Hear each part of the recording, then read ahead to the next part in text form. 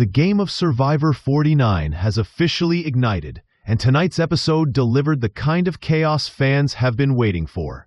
Two allies, once inseparable, turned against each other in a fiery confrontation that left everyone questioning their loyalties. After 10 grueling days under the blazing sun, the physical and emotional strain of island life is starting to show. Hunger, paranoia, and exhaustion have become daily companions for the castaways. And tonight, those pressures exploded into one of the most dramatic tribal councils of the season so far. The vote wasn't just a routine elimination, it was a declaration of war within the tribe, as cracks within old alliances finally split wide open. By the end of the night, one hopeful was sent packing, and the rest were left wondering, who can be trusted now? Tonight's unlucky castaway was Jason Truel, a player whose journey started with unexpected opportunity, but ended in inevitable downfall. Jason was never meant to be here. He joined the season as a last-minute alternate, only 12 hours before filming began. For a brief moment, luck seemed to be on his side. His original tribe, Hina, dominated early challenges, allowing him to blend in without making any enemies. But as every Survivor fan knows, comfort is temporary. The tribe swap left Jason isolated and surrounded by unfamiliar faces who saw him as expendable. At his first post-swap tribal, he narrowly escaped elimination when his ally Matt Williams took the fall. Unfortunately, lightning didn't strike twice. When Hina lost again, Jason's luck finally ran out. Without strong connections or protection, the vote was swift and unanimous. Jason's story is a reminder that Survivor is not only about strength or survival, it's about social adaptability. His downfall wasn't caused by a major betrayal or a shocking twist, but by something simpler: timing. He entered late, formed shallow alliances, and never managed to carve out his own lane in the new tribe dynamics. Even as he tried to contribute and play it cool, the others saw him as a leftover from a different phase of the game.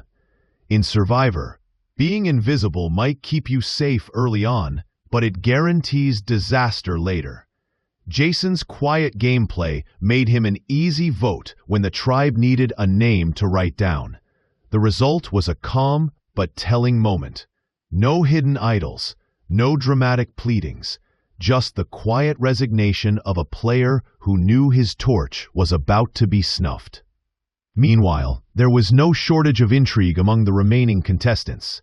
The episode's journey twist introduced a chance for players Nate Moore and NC Chukwujekwu to compete for a potential advantage. The task was brutal. Move nearly 100 heavy sandbags within a time limit, with an optional detour into the jungle to search for an advantage. The twist was psychological as much as physical. If one player chose to search, the other would be forced to finish the entire challenge alone. Nate's strategy shone through here. Reading the situation perfectly, he convinced MC to delay the search until they were almost done, subtly manipulating her understanding of the time limit. When she realized she'd been misled, it was too late. Nate had maintained control of the situation, and both kept their votes intact, proving once again that cleverness can be a stronger weapon than brute force. But the true tension of the episode didn't come from physical challenges. It came from emotional ones. Sage Aarons-Nichols and Shannon Fairweather, once soul sisters, found themselves on opposite sides of the battlefield. Their early connection, built on shared quirks and an easy bond, disintegrated when the tribe swap forced them into unfamiliar territory. Suddenly, the friendship that once anchored them became a liability. Sage began to suspect that Shannon was changing her personality to fit in with their new tribe mates, and the trust they once shared began to crumble. What started as subtle irritation turned into open rivalry. Behind smiles and polite exchanges, both began plotting the other's downfall. And by mid-episode, it was clear. Only one of them would come out of this feud intact. Shannon's gameplay this week was particularly bold, if not reckless. She began approaching members across tribe lines, floating the idea of a secret cross-tribe alliance. While this might sound smart in theory, it set off alarm bells for several players who saw her as scheming too hard, too early. In the world of Survivor, timing and perception are everything, and Shannon's efforts to control the narrative may have done the opposite. Sage, meanwhile, played the observer. She quietly mocked Shannon's overt strategizing, even rolling her eyes behind her back during one of their hugs, a moment that perfectly captured the absurd comedy of Survivor politics. By the time Tribal Council arrived, the beach was divided, and whispers of betrayal filled the air. The vote may not have targeted either woman tonight, but the line in the sand has been drawn. As the torchlight flickered and the votes were read, the tension was palpable. Jason's elimination seemed almost secondary to the shifting alliances forming beneath the surface.